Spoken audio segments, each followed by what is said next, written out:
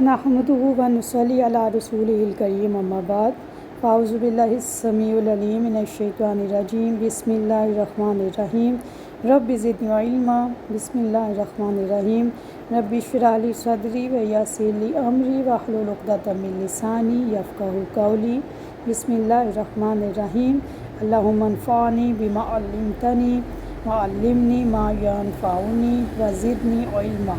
ए अल्लाह, मुझे फ़ायदा दे उसके साथ जो तूने मुझे सिखाया है, और मुझे सिखा जो मेरे लिए फ़ायदा मंद है, और मेरे इल्म में इज़ाफ़ा फरमा। आमीन या रब्बल आलमीन। अस्सलामु अलैकुम रहमतुल्लाहि व बरकातुहू। अल्लज़ीना युमिनूना बिल गैबि व युकीमूनस्सलाता व मिम्मा रज़क़नाहुम युनफ़िकून। यहाँ पे हम बात कर रहे थे आखिरत के बारे में। बिल आखिरा आखिरत का मतलब है बाद वाली दुनिया, और बाद वाली और दुनिया का मतलब है करीब वाली, यानी वो मरहला और ज़िंदगी जो मौजूद है वो करीब वाली दुनिया है। आखिरत से मुराद वो मरहला और ज़िंदगी जो बाद में आने वाली है, जिस ज़िंदगी को इब्तिदा समझते हैं, लेकिन वो इब्तिदा नहीं है, उससे पहले भी ज़िंदगी थी, और जिस ज़िंदगी को हम इंतहा समझते हैं उसके बाद भी ज़िंदगी है। हमारी दुनिया में आने से पहले आदमी अरवाह की ज़िंदगी थी, कितनी लंबी कितनी छोटी थी हमें उसका कोई शऊर नहीं है। हमें बस शऊर है इस ज़िंदगी का। बाद में आने वाली कितनी लंबी है, वो शुरू होती है, इख्तिताम तो उसका है ही नहीं। और याद रखिए, बाद वाली ज़िंदगी का पहला दिन ही 50,000 साल का दिन होगा। हदीस से ये बात साबित है। तो हमें तो सिर्फ शऊर है इस ज़िंदगी का, बाद में आने वाली ज़िंदगी का नहीं, हमें कुछ भी नहीं पता, लेकिन हमें यकीन रखना है उस ज़िंदगी का भी। अब यहाँ पे देखिए कि पहले लफ्ज़ आया था ईमान का, युमिनून, लेकिन आखिरत के लिए ज़िक्र आया है युकीनून यकीन, और ये लफ्ज़ निकला है ईकान से। पहले ईमान और यहाँ पर ईकान। अब आपको इन दोनों के दरमियान डिफरेंस करने की ज़रूरत है। ईमान मान लेने को कहते हैं और ईकान यकीन कर लेने को कहते हैं। बाज़ औक़ात इंसान ईमान रखता है लेकिन उस पर यकीन नहीं रखता, उसका दिल मुतमईन नहीं होता, बस गालिब इम्कान की बिना पर वो ईमान ले आता है कि मेरा दिल मानता है ये नहीं मानता, मेरी अकल लॉजिक ज़माना साथ देता है ये नहीं देता, मेरे ईमान का तकाज़ा है कि मैं अल्लाह की बात मान लूँ। और जैसा कि मैंने आपको बताया था कि ईमान तो होता ही बिल गैब है, समझ आए या ना आए, मान लेना ईमान है। और ईमान की ज़िद मुतज़द है कुफ़र।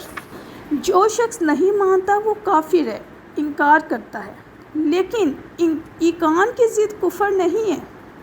यकीन की ज़िद होती है शक, गुमान, और हमने पीछे लफ्ज़ पढ़ा था रईबा, शक। लिहाजा गुमान भी हो सकता है, शक भी हो सकता है कोई शख्स यकीन रखे किसी बात पर, शक ना भी हो लेकिन मोमिन भी ना हो, और ये भी हो सकता है। यानी यकीन होना और बात है, मोमिन होना और बात है। इसके लिए हम कुछ मिसालें देखते हैं। कुरान कहता है कि मूसा अलैहिस्सलाम के मोअज़ात देखकर जितने भी उस वक्त के दरबार में जो कुब्ती और फ़िरौन के ज़माने के लोग मौजूद थे, वो मोअज़ात देख कर उनको यकीन हो गया था कि मूसा अलैहिस्सलाम सच्चे हैं, लेकिन ईमान नहीं लाए। ईमान लाना और बात है, यकीन लाना और बात है। इसी तरह अबू जहल को आप सब जानते हैं। अबू जहल जो था वो काफ़रों का सरदार था, और तमाम काफ़र और अबू जहल मानते थे कि हज़रत मोहम्मद सल्लल्लाहु अलैहि वसल्लम सादिक़ और अमीन है। खुद तारीख़ में इस बात की वजाहत मौजूद है कि अबू जहल इकरार करता था कि नबी अकरम सल्लल्लाहु अलैहि वसल्लम को सादिक़ और अमीन मानते हैं। लेकिन अंदाज़ा लगाएं कि जिस इंसान ने 40 साल कभी झूठ नहीं बोला, ज़िंदगी के 41वें साल अल्लाह के बारे में खुद कहेगा कि मैं झूठ बोलेगा अल्लाह के बारे में, कभी भी ऐसे नहीं हो सकता। लेकिन अबू जहल सिर्फ इस वजह से इस बात को नहीं मानता था, हालांकि वो मानता था कि सादिक़ और अमीन है, 40 साल ने झूठ नहीं बोला, लेकिन अगर वो मान लेता तो फिर उसको पता था कि मैं बनी हाशिम से नीचे चला जाऊँगा, बनी हाशिम मेरे से ऊपर आ जाएगा, बर्तरी हासिल हो जाएगी। हज़रत मोहम्मद सल्लल्लाहु अलैहि वसल्लम बनी हाशिम के कबीले से थे, اور وہ نہیں چاہتا تھا کہ بنی ہاشم کا قبیلہ میرے اوپر آ جائے، اور اگر میں مسلمان ہو جاؤں گا تو مسلمان ہونے کے بعد سارے انسان برابر ہوتے ہیں، کیا سردار اور کیا ادنا لوگ، تو پاس میری سرداری بھی کہاں جائے گی۔ اللہ اکبر، یہ تھی وہ رکاوٹیں جن کی وجہ سے یقین تھا کہ وہ سچی ہیں لیکن وہ مسلمان نہیں ہوا۔ آج ہمیں بھی اپنی زندگیوں کو ٹٹولنے کی ضرورت ہے کہ ہم اللہ پہ کتنا ایمان رکھتے ہیں اور کتنا یقین رکھتے ہیں۔ اس کی وضاحت انشاءاللہ تعالی میں آپ کو آگے کروں گی۔ ایمان کا تقاضا یہ ہے کہ جو اللہ نے کہا اس پر ایمان لیا، اور نبی اکرم صلی اللہ علیہ وسلم کی باتوں پر بھی، یعنی تمام باتوں کے لیے ایمان کا تقاضا کیا گیا، اور آخرت کے لیے یقین کا ذکر کیا گیا۔ آخرت وہ عقیدہ ہے جس پر ایمان رکھنا ایمان بالغیب میں ہے، شامل ہے۔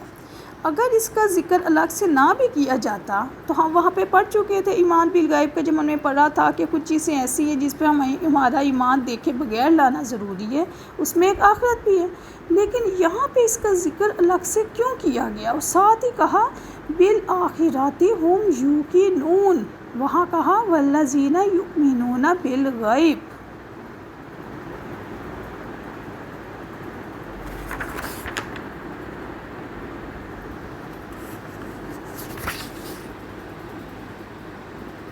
اس کا یہی مطلب ہے کہ جس انسان کے دل میں یقین نہیں ہوگا، چاہے وہ ایمان لے کے پھرتا رہے، اس کے دل میں شک ہے۔ کیا شک؟ کہ وہ کبھی سوچتا ہے کہ مر گئے، مٹی ہو گئے، پتہ نہیں دوبارہ اٹھنا ہے کہ نہیں اٹھنا۔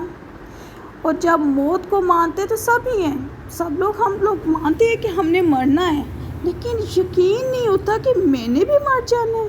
ہم سارے دن میں آئے روز ہمارا کوئی نہ کوئی عزیز، کوئی پیارا اس دنیا سے چلا جاتا ہے، ہم خود دفنا کے آتے ہیں، لیکن ہم یہ بھول جاتے ہیں کہ میں نے بھی مرنا ہے۔ آخرت کو ہم سب مانتے ہیں، اور اقرار باللسان بھی کرتے ہیں، اور تصدیق بالقلب بھی کرتے ہیں، یعنی زبان سے بھی اقرار کرتے ہیں اور دل سے تصدیق بھی کرتے ہیں، اور یہ بھی جانتے ہیں کہ موت کو ماننے بغیر کوئی چارہ بھی نہیں ہے، سب مر رہے ہیں، سامنے مر رہے ہیں۔ لیکن پیاری بہنوں، سمجھنے کی ضرورت ہے، آخرت سے مراد صرف موت نہیں ہے، آخرت ایک مکمل جامع اصطلاح ہے۔ آخرت کا لفظی معنی ہے بعد میں آنے والی، یہ دنیا کے مقابلے میں ہے۔ اس زندگی کے لیے لفظ بولا جاتا ہے دنیا، اور بعد والی کے لیے بولا جاتا ہے آخرت۔ آخرت پر ایمان کا تقاضا یہ ہے کہ یہ یقین رکھا جائے کہ جو زندگی ہم گزار رہے ہیں وہ حتمی اور آخری نہیں ہے، یہ زندگی بالکل عارضی ہے، اور یہ سب کچھ ختم ہو جانا ہے، سب تباہ و برباد ہو جانے والی ہے۔ کلو من علیہا فان، سورۃ رحمان میں آپ پڑھتے ہیں ہر چیز فنا ہو جانے والی ہے، آپ نے بھی فنا ہو جانا ہے، میں نے بھی فنا ہو جانا ہے۔